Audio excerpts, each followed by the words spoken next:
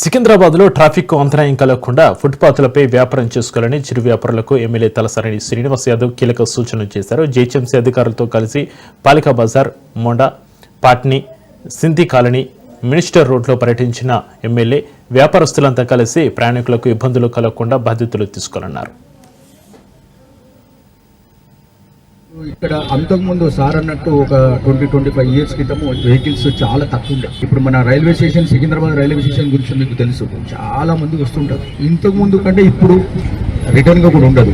Vendors అని చెప్పేసి వాళ్ళు కాకుండా కొద్దిమందిని వేరే వాళ్ళని పెట్టి వేరే రాష్ట్రాల వాళ్ళని పెట్టేసేసి వాళ్ళను ఒక కూలికి పెట్టి 1000 రూపాయలు 2000 అని చెప్పేసి వాళ్ళని పెట్టడము, మేము తీర్చినప్పుడు వచ్చి వాళ్ళు ఏదో విధంగా న్యూసెన్స్ చేయడం జరుగుతుంది సార్.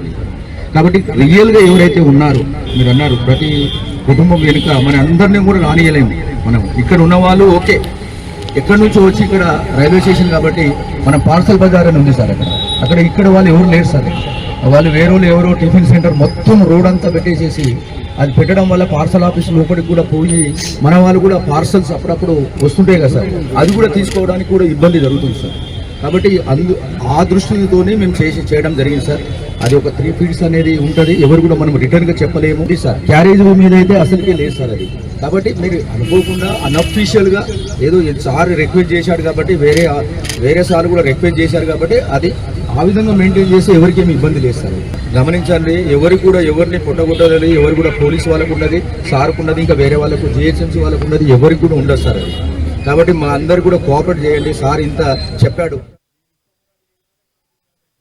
30-35-40 साल से कोई धंधा कर रहे, वो लोग कर लो.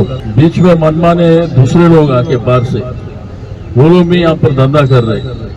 दूसरे चंद लोग क्या है बोला तो आपके पास किराए ले रहे, ये जगह मेरा है किराए दे रहे बोल के, वैसे वालों के एंटरटेन नहीं करते. जो बैठा उसका है, वो जो बैठा वहां पर किराए किसको भी नहीं देना.